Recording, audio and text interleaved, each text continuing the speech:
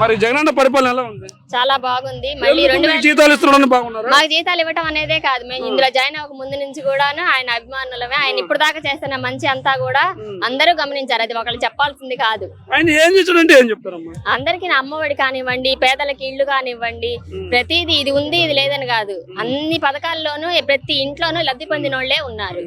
అంటే జగన్మోహన్ రెడ్డి గారిని ఓడించడానికి నేను ఉన్నాను, నేను వచ్చింది టీడీపీతో పొత్తు పెట్టుకున్నాను పవన్ కళ్యాణ్ చెప్తున్నాను, మీరేం చెప్తారమ్మా? వాళ్ళు ఎవరెంత మంది వచ్చినా వాళ్ళు ఎవరు వచ్చే ప్రసక్తే లేదు. ఇంపాసిబుల్. అది 90%, 99% రాసిస్తాం. మళ్ళీ 24 సీఎం జగన్ అన్నే. అంటే 24లో ఖచ్చితంగా జగన్మోహన్ రెడ్డి గారు దిగిపోతున్నారు, మేము గెలుస్తామని నారాలోకి లేదు. ఇంకో 10 ఏళ్ళు ఖచ్చితంగా ఉంటాడు ఆయనే. 10 ఏళ్ళు ఆయన్ని ఎందుకు సీఎం గా చేసుకోవాలి? మేము చేసుకుంటాం. ఎందుకండి? ఇప్పుడు దాకా చేసిన మంచి మేము అందరం తినున్నాం కాబట్టి ఆయన రుణం తీర్చుకునే అవకాశం మళ్ళీ మాకు 2024లో కూడా మాకు వచ్చింది. అంటే వాలంటీర్లకు మాత్రం జీతాలు అయితే మిగిలిన వాళ్ళకి అన్యాయం చేస్తారు. మాకు ఇచ్చే జీతం ఒక జీతం కూడా కాదు. మేము అభిమానంతో చేస్తున్నాం, సేవ చేయాలనే దృక్పథంతోనే వచ్చాం. 5000 లెక్క కాదు. అంటే మీరు కూడా ఒకే రోజు పని చేస్తున్నారు కదా? ఏంటది ఒకే రోజు పని చేస్తున్నారు కదా? ఒకే రోజు పని అంటే మేము ప్రతి నెల కూడా రేషన్ డిస్ట్రిబ్యూషన్ కానివ్వండి, బండి వెంట ఉంటాం. పెన్షన్లు ఇచ్చేటప్పుడు ఏ పథకాలు వచ్చినా ప్రజలందరికీ చేరవేయడం దగ్గర నుంచి అన్నిట్లోనూ మా పాత్ర ఉంది.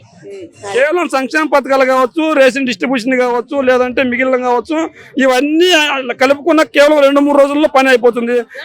ఎలా అయిపోతుంది? నెలంతా కూడా వారంలో 3-4 రోజులు ఈజీగా ఉంటది పని ఎవరికైనా. అది మీరు జగన్ గారికి గెలుస్తారని ఇంత నమ్మకంగా చెప్తున్నారు కదా, టీడీపీ వాళ్ళు కావచ్చు, జనసేన వాళ్ళు కావచ్చు, ఏమంటున్నారు అంటే వాలంటరీ వ్యవస్థను అడ్డు పెట్టుకుని దొంగ ఓట్లను క్రియేట్ చేస్తున్నారు. ఆ దొంగ ఓట్లతో గెలవాలని జగన్మోహన్ రెడ్డి గారు ప్రయత్నిస్తున్నారు, అందుకే గెలుస్తారంటున్నారా? ఓట్లు దొంగ ఓట్లు ఎలా వేయడానికి ఐడి కార్డు లేని లోపలికి వెళ్ళనివ్వరు కదా. వేయడానికి కాదు, దొంగ ఓట్లు క్రియేట్ అంటే నీ పేరుతో 2 ఓట్లు ఎలా వస్తుంది? ఇప్పుడు మన ఈ ఏరియా నుంచి పక్క ఏరియాలో మారితేనే ఇక్కడ ఓటు తీసేస్తున్నారు.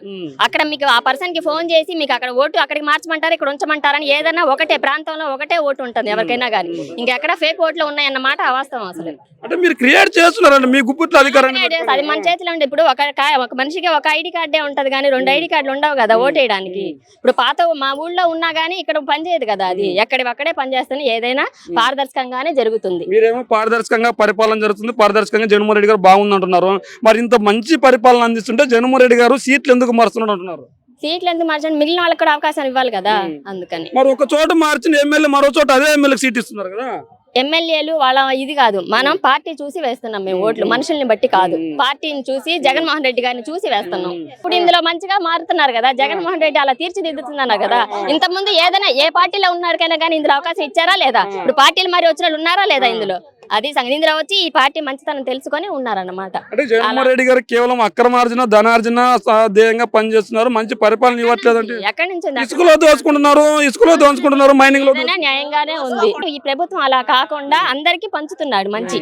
అది విషయం. అప్పులు చేసి పంచాల్సిన అవసరం ఏముంది? అప్పులు చేసి ఎలాగా? అప్పులు చేసినా తీర్చే మార్గం ఉంటదిగా.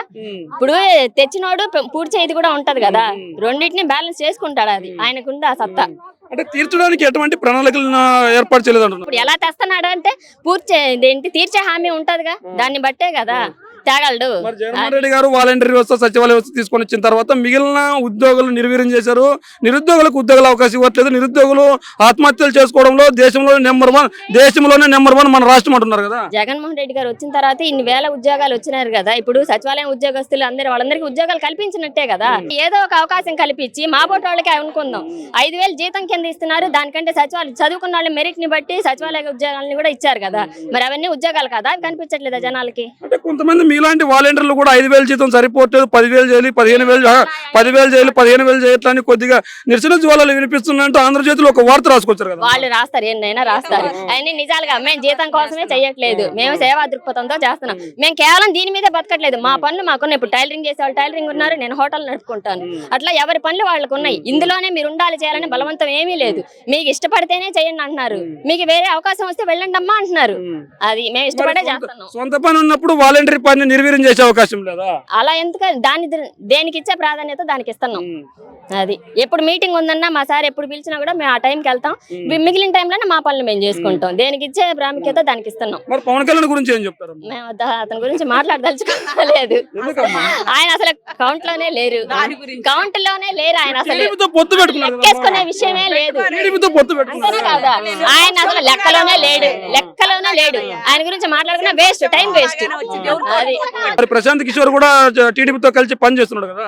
వాళ్ళు ఎంతమంది కలిసినా కూడా మన జగనన్నకి పోటీ రారు.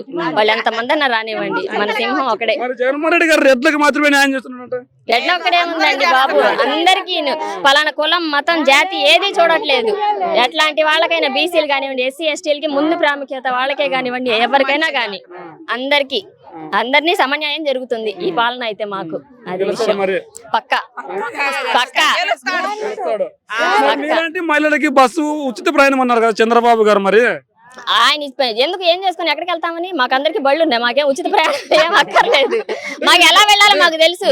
బళ్ళు ఉండొచ్చమ్మా, మాలాంటి వాళ్ళకి బళ్ళు లేని వాళ్ళు ఇప్పుడు ఇంట్లో ఉంది. మా అమ్మకి డ్రైవింగ్ రాదు, మా అమ్మకి డ్రైవింగ్ రాదు, మా అక్కకి డ్రైవింగ్ రాదు, మా చెల్లికి డ్రైవింగ్ రాదు. ఎందుకు డబ్బులు పెట్టుకొని వెళ్ళలేని స్థితిలో ఏం లేవు కదా, ఛార్జీలు పెట్టుకొని వెళ్ళగలం. ఎందుకు అది అనవసరమైన పని? అది అవసరమే లేదు అసలు. ఎందుకు ఉచిత బస్సు ఉచ్చాడు కదా అని ఊరూరా తిరగమంటారా ఎక్కి? అంటే ఒక చోటు నుంచి ఒక చోటుకి వెళ్ళాలి, వెళ్ళే వరకు. ఇప్పుడు దాకా ఎలా వెళ్ళాం? ఇప్పుడు ఆయన పెడితేనే వెళ్తామా? ఇప్పుడు దాకా ఎలా వెళ్ళాం? అంతే, అలాగే వెళ్తాం. మీ అమ్మగారి ఇంటికి వెళ్ళాలంటే బస్సు కావాలి కదా. అక్కర్లా, నడిచే వెళ్తాం, దగ్గరే ఎక్కడైనా. కానీ ఇప్పుడు దగ్గర ఉండొచ్చు, మాలాంటి వాళ్ళకి దూరం ఉంటుంది కదా.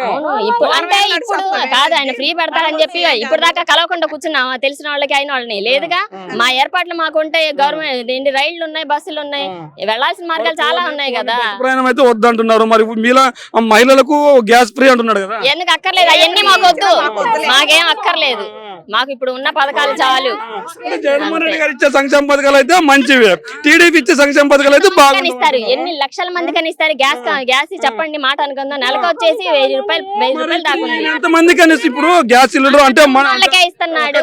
అడుగుతా, ఇప్పుడు జగన్మోహన్ రెడ్డి గారు అమ్మఒడి ఇస్తున్నాడు. ఒక పిల్లోడికి 15,000 చొప్పున లెక్కేసుకున్నా కనీసం మా ఊర్లో 60 మంది పిల్లలకి ఇస్తుంటారు. మరి ఈయన గ్యాస్ సిలిండర్ 1000 రూపాయలు.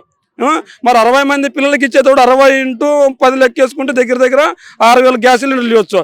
అదే గ్రామంలో 6,000 గ్యాస్ సిలిండర్లు వస్తాయి కదా నెలకి. గ్యాస్ సిలిండర్లు అవన్నీ పిచ్చి మాట అండి. అవన్నీ జరిగినప్పుడు సంగతి కదా, అవన్నీ జరగవు. అవన్నీ వేస్ట్ పనులు, అవన్నీ అవసరమే లేదు అసలు.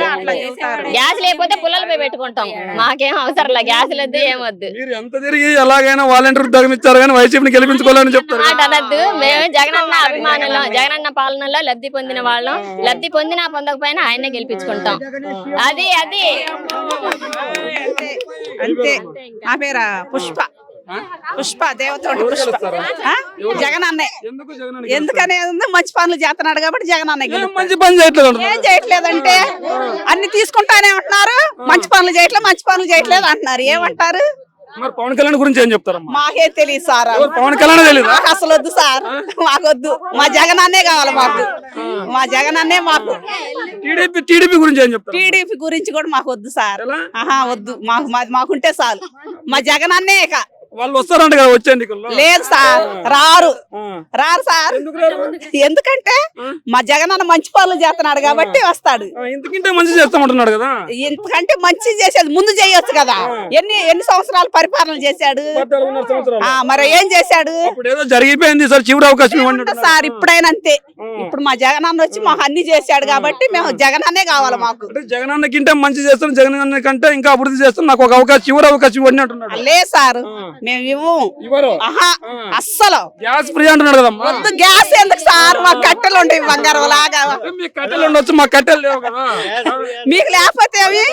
గ్యాస్ ఫ్రీ అంటున్నాడు, బస్ ఫ్రీ అంటున్నాడు కదా. మాకు వద్దు సార్, గ్యాస్ ఫ్రీ వద్దు, గ్యాస్ వద్దు, మాకు బస్సులు వద్దు. మేము ఎన్నాళ్ళ నుంచి టికెట్ పెట్టుకున్నా వెళ్తుంది ఎక్కడికైనా గానీ వెళ్తున్నాం కదా, అట్నే వెళ్తాం సార్. మాకెందుకు ఫ్రీ? అసలు ఏమి వద్దు మాకు. మరి ఈయనేమో ఫ్రీగా ఇస్తే తీసుకుంటారు, ఆయన ఇస్తే తీసుకోరా? ఈయన ఇస్తే తీసుకుంటారా? ఇస్తే తీసుకుంటాం ఫ్రీగా, ఆయన ఇస్తే తీసుకోరా? అస్సలు వద్దు మాకొద్దు. అసలు మేము అంటున్నాడు కదా. జగన్ ఇచ్చే అవకాశం ఇవ్వండి అంటున్నాడు. పనులు కూడా చేశాడు మాకు జగన్ అన్న. పవన్ కళ్యాణ్ గురించి ఏం చెప్తారు? అసలు మాకు వస్తాయా తీసాయి.